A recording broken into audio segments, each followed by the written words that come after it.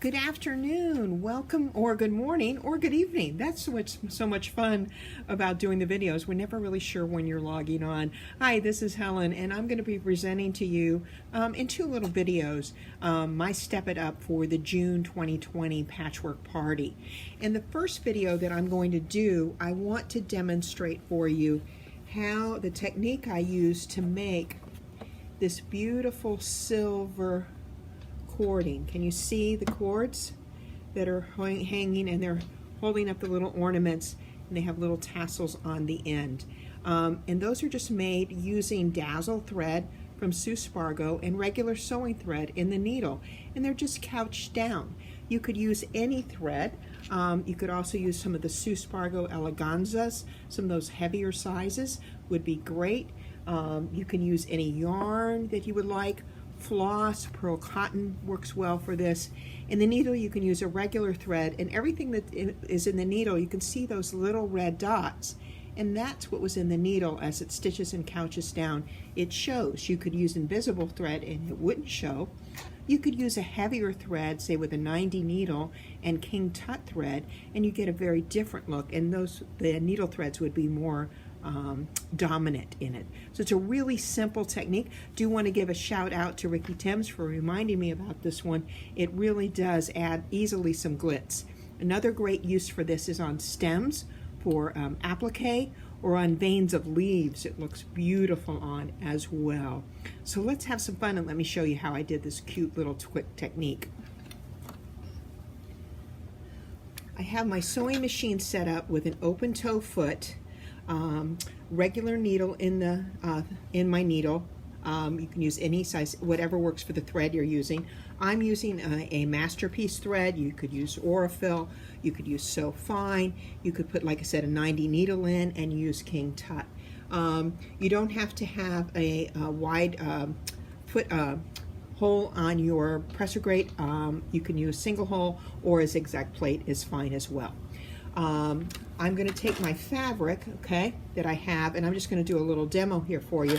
So the way I just drew my lines on my project is I just took the quilter's wand that we're going to be using to create our flying geese, and I'm just going to lay it down, and I'm using a Frixon pen or any removable marker, and I'm just going to draw a little line here.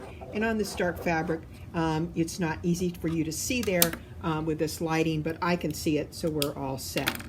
Then what I'm going to do is I'm just going to, at the very beginning of that line, I am just going to lower my presser foot, lower my needle, and guys, I'm going to try and bring my hands in and out of the picture for you so you can see as much. I'll try to hide my hands as much as I can, but I do need them to sew. Sorry about that.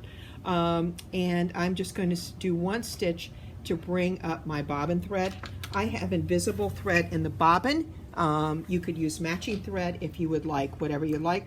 I'm just going to take my Fusimat tweezers, or any tweezer, and I'm going to grab that bobbin thread, and I'm going to bring both of my threads to the back. And you want to do that regardless of what thread you're using in the needle or bobbin. Then I'm going to take my embellishing thread, in this case my Dazzle, and I'm going to spool off about a good yard of this. Okay?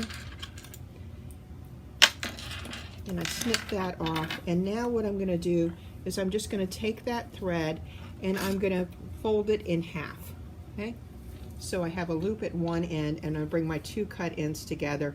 It's kind of slinky and moves around a bit. You don't have to be perfect, but I just want two strands of that thread.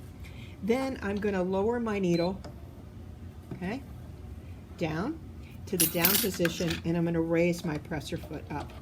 Okay, I'm going to then take this thread, this embellishing thread, and you see I'm just going to wrap it around the needle so it's behind the needle.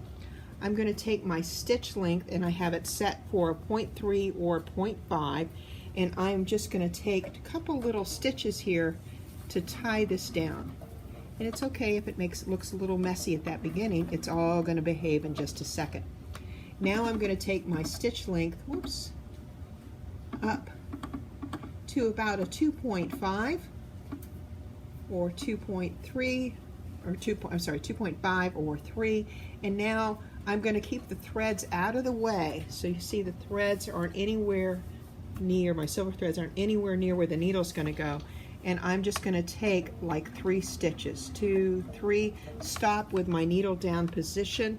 I'm going to wrap those threads around the needle. So let me show you that again. My threads are behind the needle. Okay, I'm going to take them and like kind of my braiding hair, one end in each finger, each hand, and wrap them across in front of the needle. Okay, and now I'm going to take 3 stitches, 1, 2, 3, do the same process again, wrap that. Okay, now just for interest or fun, kicks and giggles, I'm only going to take 2 stitches, 1, 2. You can do whatever pattern you want. Now I'm going to do 3, 1, 2, 3, wrap in front of the needle, and then move the threads out of the way. And then I'll do 1, 2, 3. You can do any pattern you want. Okay, and now I'm going to do one more set, and then we'll tie off. So I'm doing 1, 2, 3. Okay, I'm going to tie in front, but this time what I'm going to do, wrap in front, I'm going to take that stitch length down to 0.5, and I'm just going to take a couple of little stitches there to anchor the ends. Okay, and now I'm just going to cut my threads. Okay, and now let's see what we have. We have a beautiful little trim. Now to finish the ends, I've already stitched it down at the end, so that's securing it. Now I'm going to do a sailor's knot. Okay, right over left, tight, and then left over right. That's the one that I always struggle with. Makes me appreciate everybody who is left-handed. Left over right, and tie again. That gives me what's called a square knot. Okay, then I'm going to bring my threads down, and I like to leave a couple of inches of them, and then I'm just going to trim. And there we are. Now we have a cute little embellished thread in this, and that is how all the ornaments are hung on my quilt. Okay, we're going to join you in a little bit, and I'm going to talk to you about how we created those appliques. See you in a bit.